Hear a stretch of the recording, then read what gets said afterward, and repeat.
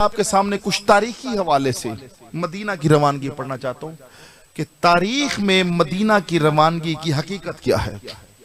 جب امام حسین ولید کے دربار سے واپس آئے، حسین بادشاہ مدینے میں اکیلے نہیں رہتے تھے، پورا آل عبد المطلب کا خاندان مدینے میں رہتا تھا۔ بنی ہاشم کا ایک بھرا ہوا محلہ تھا۔ حسین بادشاہ اکیلے نہیں رہتے تھے۔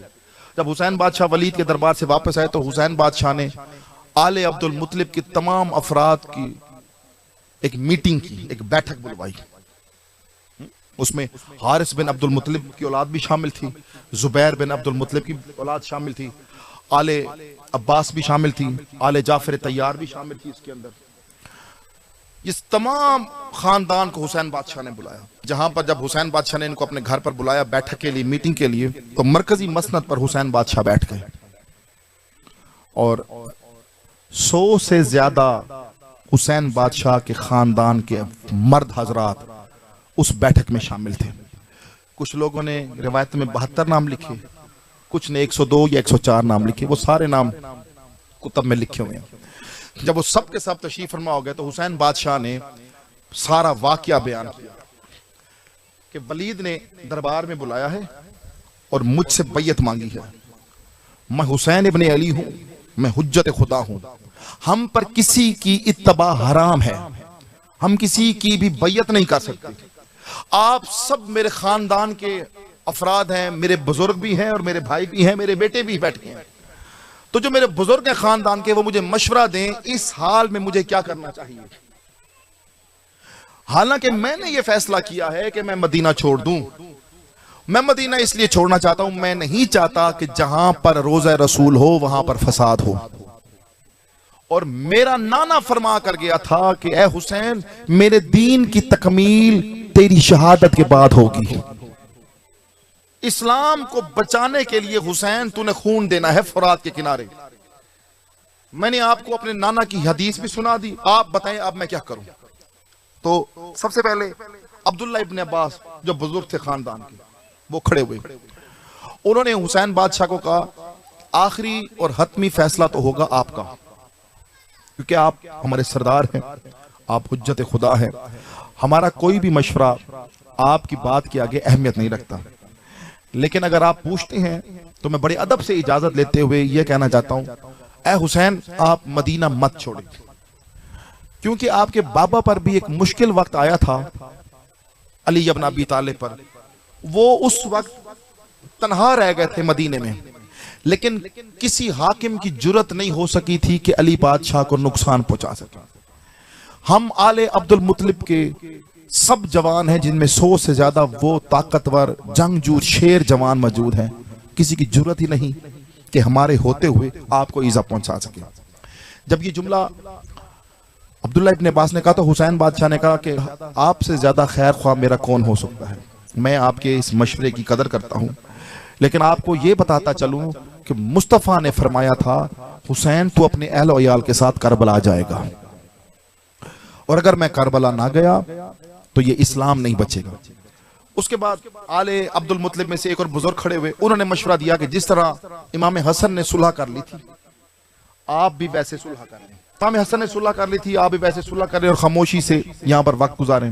اب محمد حنفیہ کھڑے ہوئے، محمد حنفیہ نے کہا کہ آپ مدینہ نہ چھوڑیں بلکہ عرب کی باقی ریاستوں کے جو گورنر ہیں ان کا آپ انتظار کریں، ان کا رد عمل کیا ہے یزید کے بارے میں، کہ آیا وہ یزید کی حکومت کو مانتے ہیں یا نہیں مانتے۔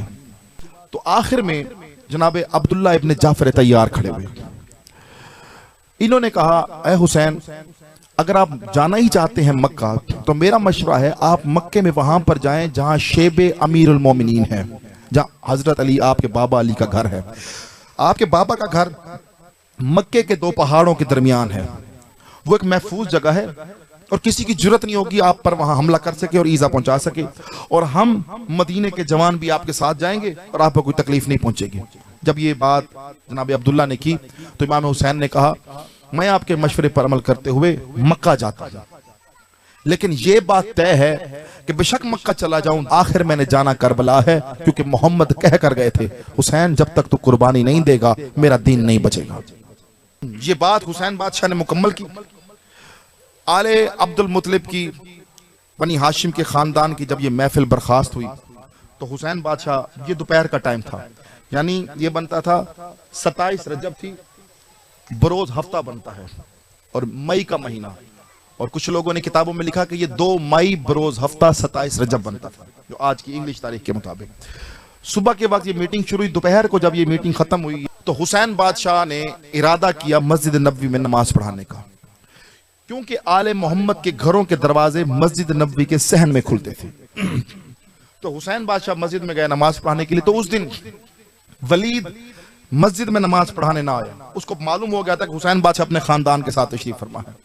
جب حسین بادشاہ وہاں مسجد میں آئے، حسین بادشاہ نے مسجد میں نماز پڑھائی۔ جب نماز پڑھا کر حسین بادشاہ فارغ ہوئے تو مروان جو ولید کا مقرر کردہ نمائندہ تھا وہ آیا حسین بادشاہ کے پاس۔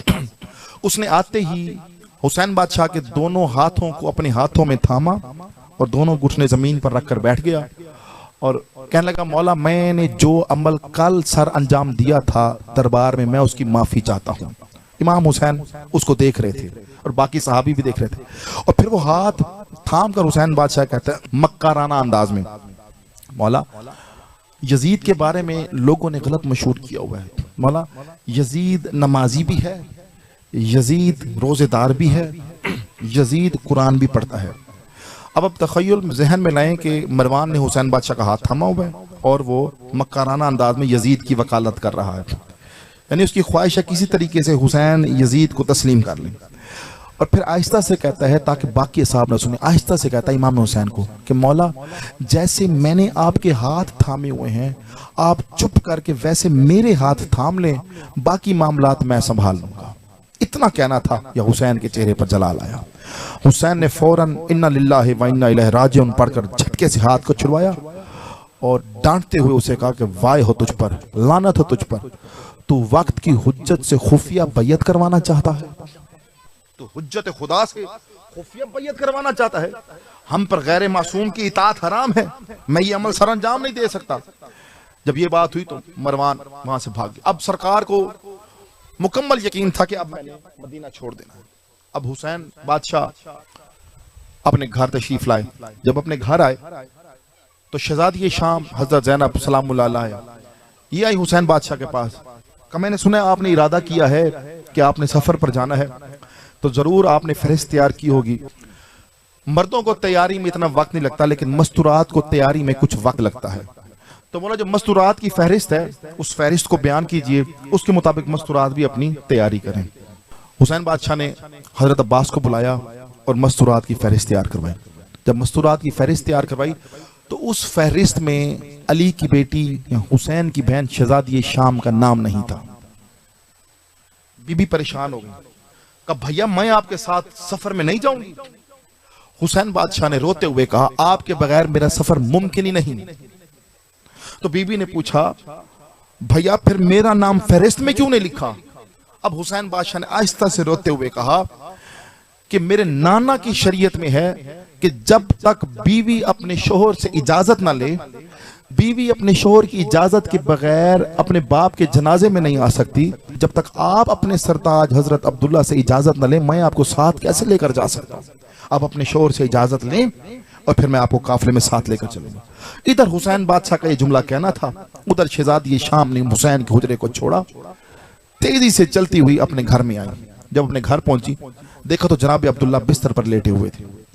اب روایتوں میں ملتا ہے کہ جناب عبداللہ اس لیے کربلا نہیں گئے تھے کیونکہ بیمار تھے، وہ بیمار نہیں تھے، کیونکہ جب ان کو یقین ہو چلا تھا کہ حسین بادشاہ کربلا جائیں گے اور پورا اہل و عیال شہید ہو جائے گا، یہ اس چیز کا غم اتنی شدت سے جناب عبداللہ کو ہوا کہ وہ بستر پر لیٹ گئے اور پھر اٹھ نہ سکے، اس بات کو سننے کے بعد برداشت نہ کر سکے، یعنی کربلا کا غم پہلے سے سن کر برداشت نہ کر سکے، کیونکہ جناب عبداللہ نے رسول اللہ سے بھی سنا تھا کربلا ہوگی، جب حسین سے سنا نا حسین جا رہے ہیں برداشت نہ کر سکے، بستر پر لیٹ گئے۔ جب شہزادی شام گھر آئیں دیکھا تو جناب عبداللہ بستر پر لیٹے تھے، بی بی بستر پر نہیں بیٹھی، بی بی وہاں پر بیٹھی جہاں پر جناب عبداللہ کے پاؤں تھے، زمین پر بیٹھی، سر نیچے جھکایا اور آنکھوں سے آنسو بہنے لگے۔ کچھ دیر کے بعد बीबी की बेटियों की नजर पड़ी कि हमारी अम्मा फर्श पर बैठी हुई है और हमारा बाबा बिस्तर पर सोया हुआ है। फौरन आकर अपने बाबा को जगाया कि हमारी अम्मा रो रही है। जनाब अब्दुल्ला ने बीबी ज़ैनब को रोते हुए देखा, तड़प कर उठ गए और उठाकर बिस्तर पर बैठाया। कहा मेरी मौजूदगी में फर्श पर क्यों बैठती है, रो क्यों रही है? शहजादी ज़ैनब ने कहा मेरा हुसैन जा रहा है मदीना छोड़ के, आप मुझे इजाजत दें मैं हुसैन के साथ जाऊं। इतना कहना था। ये जनाब अब्दुल्ला रोने लगे, हाथ जोड़ते हुए कहते हैं बीबी को कि ऐ शहजादी शाम, जो चीज हक महर में लिख दी गई हो उसकी इजाजत नहीं मांगी जाती। जो चीज हक महर में लिख दी गई हो वो उसकी इजाजत नहीं मांगी जाती। ये कहने के बाद जनाब अब्दुल्ला उठे और रोते हुए कहा आज मैं आपको एक राज बताता हूं कि जब मेरा आपसे अक्द हुआ था तो अक्द के वक्त आपके बाबा अमीर कायनात अली इब्न अबी तालिब मेरे पास आए थे और मुझे एक जानिब लेकर गए थे और जाकर कहा था कि कल को मेरी बेटी मेरे बेटे हुसैन के साथ करबला जाएगी, इसको सफर की इजाजत देना और ये चीज हक महर में शामिल, और ये चीज हक महर में शामिल है। तो बीबी जो चीज हक महर में लगी उसकी इजाजत नहीं मांगी जाती।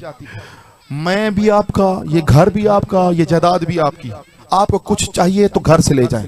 बीबी ने रोते हुए कहा मुझे कुछ नहीं चाहिए, बस संदूक में मेरी अम्मा ज़हरा की चादर पड़ी हुई है, मैं वो चादर उठाऊंगी और सफर पर निकल जाऊंगी। हजारों ये चादर उठाई और बीबी वापस हुसैन बादशाह के पास आई। अब हुसैन बादशाह ने अब्बास को कहा लिख नाम। जब हुसैन बादशाह को नाम लिखवाया ना, कहा क्या नाम लिखना है? कहा लिख ज़ैनब बिन्त अली। जब अब्बास शहजादी का नाम लिखने लगे तो अब्बास ने अपना बायां हाथ अपनी आंखों पर रखा और दाएं हाथों से नाम लिखना शुरू किया। जब अब्बास ने नाम लिखा, जे कहीं पर लिखा, ये कहीं पर लिखी, नून कहीं पर लिखा, बे कहीं पर लिखा, फहरिस्त हुसैन बादशाह को दी। हुसैन बादशाह ने पूछा अब्बास ये शहजादी का नाम टूट टूट कर क्यों लिखा है? का मौला मुझसे बर्दाश्त नहीं कि मैं अपनी शहजादी का नाम लिख सकूं। हुसैन रोकर कहते हैं जैसे तूने बीबी के नाम के हर्फ लिखे है ना, ऐसे ही बीबी की किस्मत होगी। कभी करबला, कभी कूफा, कभी कूफे का बाजार, कभी शाम का बाजार, कभी यजीद का दरबार होगा।